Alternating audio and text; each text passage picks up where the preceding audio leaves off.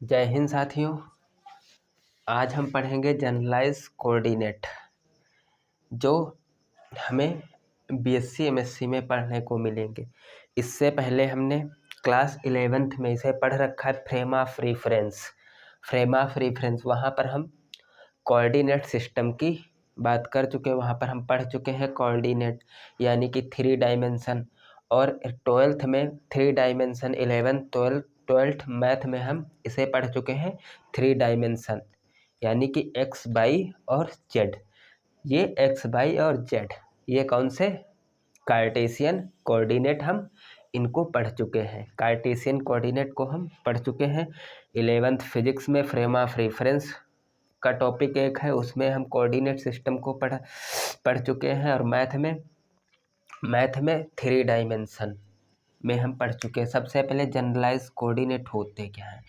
Generalise coordinate यानी कि किसी पार्टिकल यानी कोई पार्टिकल मूव कर रहा है, उसका एग्जिट पॉइंट बताने के लिए हमें किसकी आवश्यकता पड़ी, कोऑर्डिनेट। जैसे मान लेते हैं ये हमारी एक्सेस हो गई, ये एक्स एक्सेस, ये वाई एक्सेस। अगर हमसे कह दिया जाए कोई अगर एक्स पर यहाँ पर कोई 3 जा रहा है और वाई पर 3 जा रहा है, तो हम यहाँ से मिलाएंगे। ये वाला पॉइंट हमारे पास क्या हो जाएगा, 3,3। ये तो हो गया 2 डायमेंशन यानी कि यहाँ पर 0 है।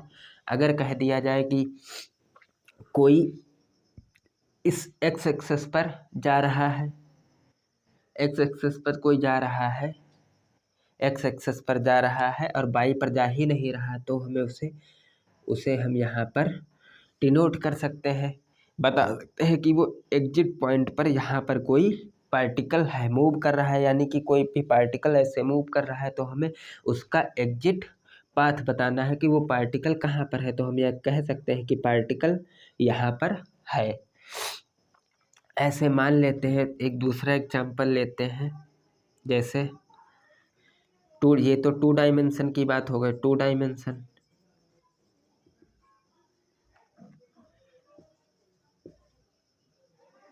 टू डायमेंशन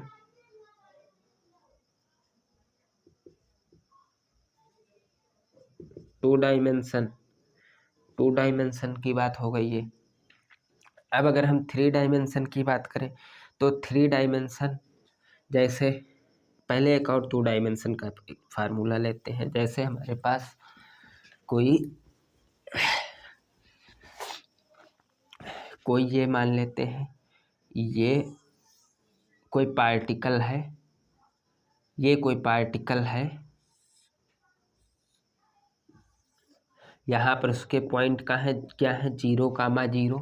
वो 0,0 पर है। अब उसका हमें एग्जिट पाथ बताना है कि वो किस डायरेक्शन में मूव कर रहा है, यानी कि पार्टिकल यहाँ है, यहाँ है, यहाँ है या यहाँ है। कैसे पता करेंगे हम यहाँ पर।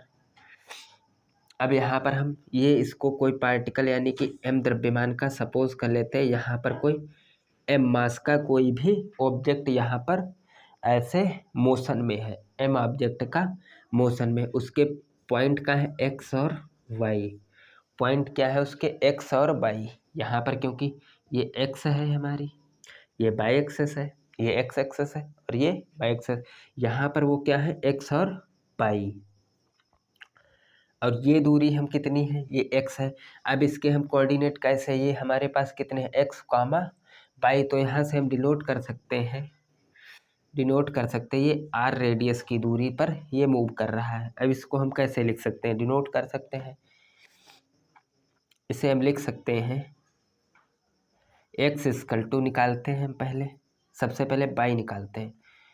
y इक्वल टू, ये हम पहले y निकालते हैं, y को डिनोट करते हैं। कैसे निकालते हैं हमें, ये दो फैक्टर्स में डिवाइड हो रहा है, क्योंकि ये 2 फैक्टर्स में डिवाइड हो रहा है। 2 फैक्टर्स में डिवाइड हो रहा है। एक कर्व यहाँ पर चेंज क्या हो रहा है, थीटा। ये चेंज क्या हो रहा है, थीटा। ये थीटा चेंज हो रहा है। अब ये कितने में, 2 कर्व में डिवाइड हो रहा है। y इक्वल टू और कोस थीटा और x equal to r sine theta. x equal to r sine theta. ये इनको हम बता सकते हैं कि ये हमारा एग्जिट पार्टिकल कहाँ है, एक्स पर कितना चल रहा है, एक्स साइन थीटा, इधर कितना चल रहा है, एक्स साइन थीटा, और इधर कितना चल रहा है, आर कोस थीटा, इधर कितना चल रहा है और कोस थीटा। क्योंकि यहाँ पर सिर्फ चेंज क्या हो रहा है, अगर हमसे कहें पार्टिकल बाई पर है तो यहाँ चेंज क्या हो रहा है, थीटा, क्योंकि थीटा की वैल्यू क्या हो रही है, लगातार बदल रही। क्योंकि अगर पार्टिकल यहाँ पर है, कुछ देर में पार्टिकल यहाँ पर होगा, कुछ देर में पार्टिकल यहाँ पर होगा, तो चेंज क्या हो रहा है इसमें, थीटा। इसी को डिनोट करने के लिए हमें किसकी जरूरत पड़ी, जनरलाइज कोऑर्डिनेट। इसे हम क्या बोलते हैं, जनरलाइज कोऑर्डिनेट। जैसे मान लेते हैं, अगर मान लेते हैं ये हमारे पास कोई सिस्टम है, east west north south, east west north south. अगर ये मान लेते हैं, अगर हमसे कोई कहे, कोई व्यक्ति इधर साउथ की तरफ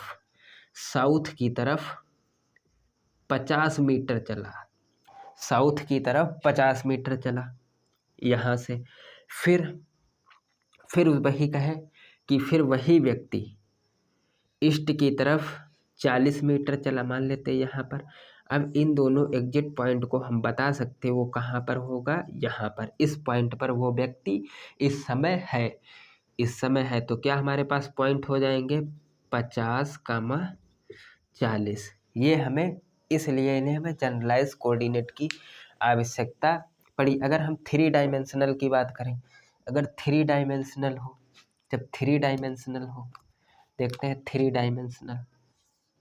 डायमेंशनल थोड़ा 3 डायमेंशनल में दिक्कत होगी हमें, एक्स एक्सेस, वाई एक्सेस और जेड एक्सेस।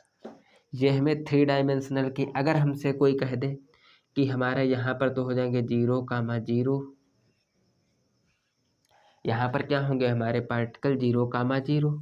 अगर आर रेडियस को मान लेते हैं हमारे यहाँ पर आर रेडियस, तो ये हमारा थीटा हो जाएगा। यहाँ पर हमारे क्या हो जाएंगे, एम, यानी कि x comma y comma z, ये हमारे हो जाएंगे।